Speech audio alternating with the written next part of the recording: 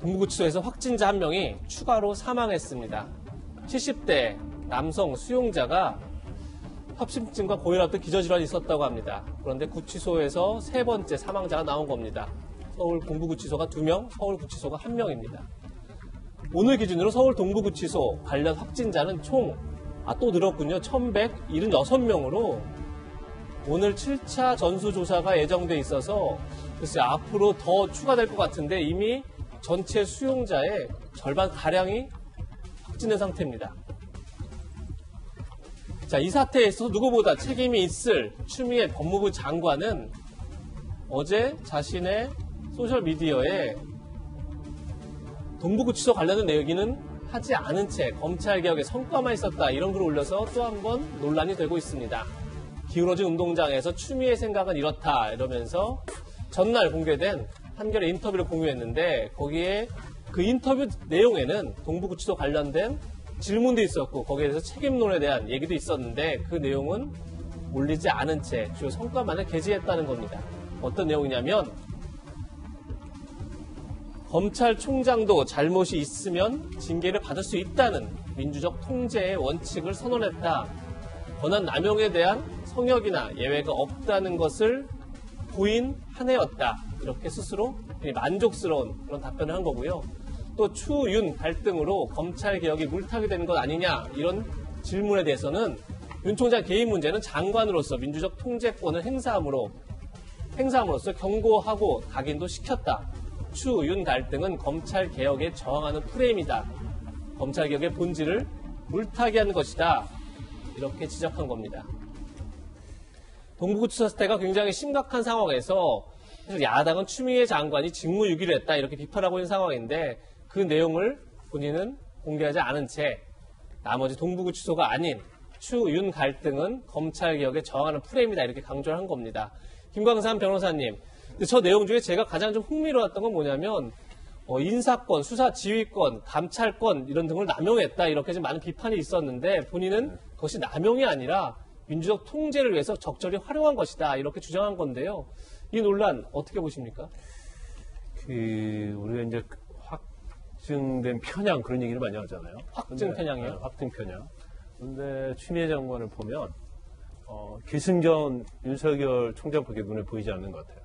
그러니까 지금 검찰개혁을 위해서 추미애 장관이 한 것이 무엇인가를 우리가 지난 1년을 되돌아보면 윤석열 총장을 징계하고 사퇴시키려고 한 것 이외에는 오롯이 떠오른 게 없어요.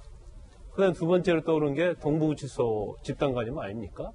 그런데 본인이 인터뷰를 통해서 동의할 수 없는 부분이 윤석열 총장의 권한남용 얘기를 하고 있거든요. 네. 근데 그 권한남용이 있었기 때문에 이제 징계 정지 2개월 한 거 아니에요?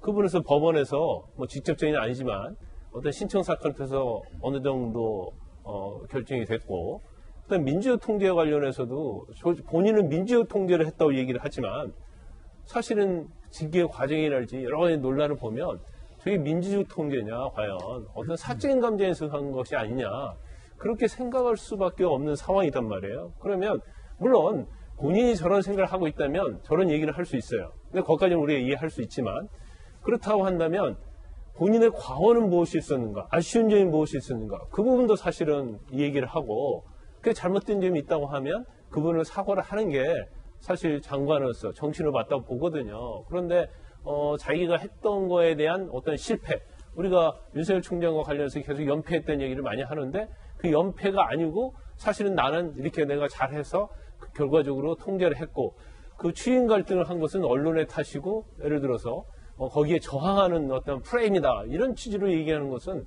굉장히 본인이 좀 잘못 생각하고 있다 이렇게 봅니다. 그런데 향후에 있어서 아마 동부구치소 관련해서도 아마 추미애 장관이 장관을 그만둔다 하더라도 법적인 책임과 관련해서 계속 형사소송이 됐건 민사소송이 됐건 계속 제기가 될 거예요. 그래서 그 부분에서 이제 법적인 측면에서도 본인이 책임 면하기가 좀 어려운 측면이 있을 가능성이 크다 이렇게 봅니다. 네. 추미애 장관이 자진 사의를 표명했느냐 아니면 경질됐냐 이런 논란도 있었는데 일각에서는 여권에서는 어쨌든 동부구치소 사태가 너무 심각하기 때문에 추미애 장관을 지금 당장 사표받기가 참 힘들다 이런 얘기도 있었습니다.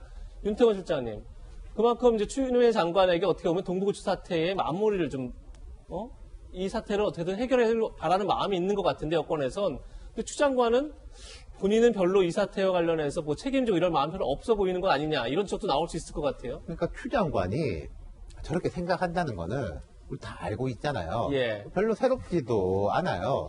이게 그 두 가지 왜 지금 저런 인터뷰를 했을까? 그리고 지금 예. 이 동부구치소건이 이렇게 한참인데도 불구하고 저 부분만 떼가지고 올렸을까? 그거 아니겠습니까? 저 인터뷰 나오기 직전에 나왔던 기사들이 이제 청와대에서 이제 경질을 했는데 본인이 뭐 좀 약간 거부하는 식으로 하고 춘추관에 들렀다 가라라고 했는데 뭐 안 했고 거기에 대해서는 이제 뭐 가타부타 확인이 제대로 안 되고 돼 있는데 그 상황이에요. 그리고 동부구치소에서 계속 일이 터지고 나오는데 그렇게 돼 있고 또 당으로 보면은 원래 탄핵 계속 해야 된다 윤석열 탄핵이다 하고 했던 분들이 다 주춤하고 있는 상황인데 혼자 이야기했단 말이죠. 통상적으로요 바뀌는 장관들은 인터뷰 안 합니다. 예. 그리고 바뀌고 난 다음에도 한참 있다가 사실 그때 내가 실은 뭐 이러이러했고 뭐 이런 뒷이야기 같은 걸 풀어내는데 저분은 그 나갈 이삿짐 싸놓고 인터뷰를 하는 것 자체가 되게 독특하고 사실은 저게 후임 장관, 후임자에 대한 뭔가 배려나 예우 같은 것도 아니거든요. 예. 그러니까 저거는 제가 생각할 때는 예고를 하는 게 딱 뭐냐 하면은 난 나가서도 이 활동을 하겠다. 이런 식의 방향에 대해 가지고 예. 그걸로밖에 안 보여요. 그러니까 여당은 좀 계속 머리가 좀 아플 것 같아요. 한마디만 꼭 예. 좀 첨언하고 싶은 게 예. 내용을 SNS에 보니까 기울어진 운동장에서 추미애의 생각은 이렇다라고 적었더라고요. 예. 아직까지는 법무부 장관입니다. 근데 저 내용을 보면 법무부 장관으로서의 역할이라기보다는 정치인 추미애로서의 개인 SNS에 글을 적었다라고 하는 생각이 더 강하게 들 수밖에 없는 거죠. 적어도 법무부 장관으로서 본인의 메시지를 냈다면 저와 같은 메시지보다는 동부구치소 사태에 대해서 이 문제를 어떻게 풀어갈지에 대한 얘기를 해야 되는데 가만히 되짚어 생각해보면 추미애 장관이 윤석열 총장 징계하면서 내렸던 사유 중에 한 가지가 바로 정치적 중립에 대한 의무 위반이었는데 본인 스스로가 자가당착에 빠지고 있는 것은 아닌가라는 생각이 들고 결국 추 장관이 저렇게 자기 정치의 길에 접어들게 되는 것 자체가 문재인 정부에게 큰 부담을 주는 것 같은데 언제까지 저런 모습 보이게 될 건지 저럴 거면 지금 당장이라도 법무부 장관 직을 그만두고 SNS에 올리는 게 오히려 낫겠지라는 생각이 듭니다. 네, 패널들의 의견 들어봤습니다.